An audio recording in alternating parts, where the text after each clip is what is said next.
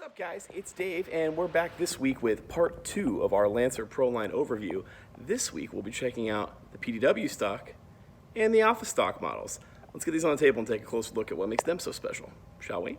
So here we are checking out some more Lancer Pro Line guns. These are going to be the nice metal-bodied guns that Lancer puts out with their ETU and MOSFET gearbox.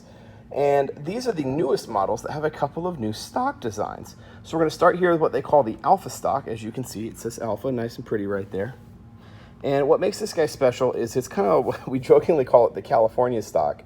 So if you guys follow like general firearms politics, it kind of looks a little bit like the stock you have to have on your gun in California nowadays. But Lancer was nice enough to put a little extra something in the back and give you a extra magazine, nice little 6-year-round mid-cap, but B, find a way for you to keep it on your stock.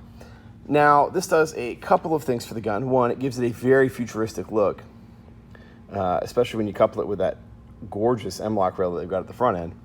But two, it gives you a little bit more battery space, and you've got a little bit more space here in the back. It's not as much as you'd see in a traditional full stock, because the stock is actually adjustable for length of pull, as you will see right here. Let's see if I can wedge this correctly. Boom, there you go. Check that out, that moves. So, with the stock all the way out, you've got a little bit of extra room, but you've got a little bit of space down here to store some battery stuff too.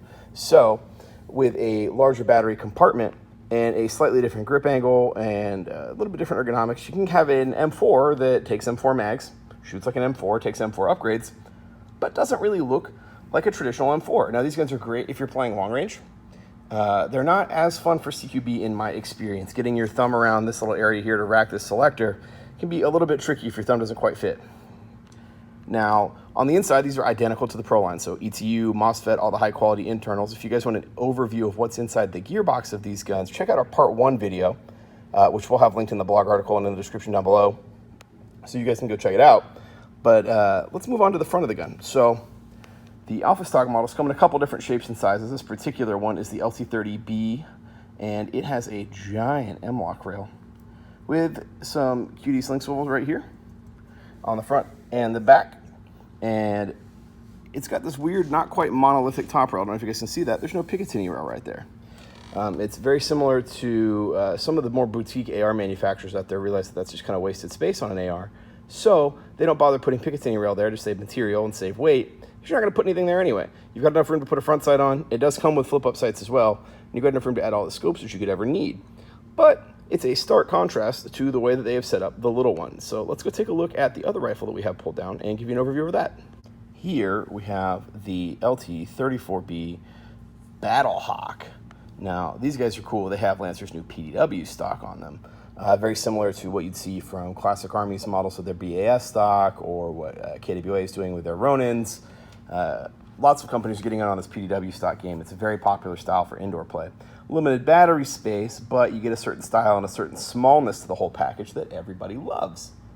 Now, again, you're still getting the metal body, but now you're getting a different type of rail. It is still M-LOK of a fashion, but you're going to get Picatinny rail in the back and the front, but M-LOK in the center on the left, bottom, and right sides, but monolithic Picatinny all the way down the top.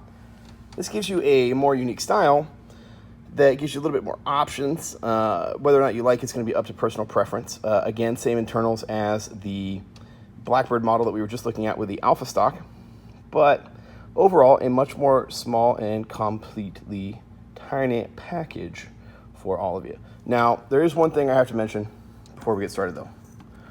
This does not screw off, and this is a little strange. It just kind of pulls off with a gasket. So if I can do this one-handed, this is always the tricky part. This is usually a two-handed job, but I find that if you twist it, it does help get the gaskets out. But it is, in fact, as you can see here, just wiggling out of place. And that is a lot easier than that looks when you're doing it one-handed. Here's something I thought was neat. These tiny ones with this PDW stock come wired to a Dean's plug. Now, that's basically necessary because you can't fit a Tamiya plug in there with a battery. It's just not going to happen. But also, nice that they bothered to go with the upgraded plug options, because Dean's plugs are just better. I switch all my guns over to Dean's. Most players do. So it's something you should really heavily consider doing to your own gun. Now, with that being said, performance on these guys is pretty standard to the other Gen 2 Pro lines. So you're going to look at pretty field-ready FPS out of the box, between about 370 and 380 for the longer models, for example. and accuracy out to about 200 feet. Regardless of which models you choose, whether or not you go with the low powers or the high powers, these are both high power models. So they're going to be in the upper range of FPS. But all that's really going to change is how long it takes the BB to get there. They both shoot fantastic, and we love them. You can check them out right now at airsoftgi.com or here in store at the Texas store. My name's Dave, and we'll see you guys next time. There you have it. There's our overview of some of the Lancer Proline rifles. If you guys like that, make sure you guys hit that like button, hit that subscribe button, ding our dong, and click that notification bell so you guys can join the notification squad and be ready every time we release a new video.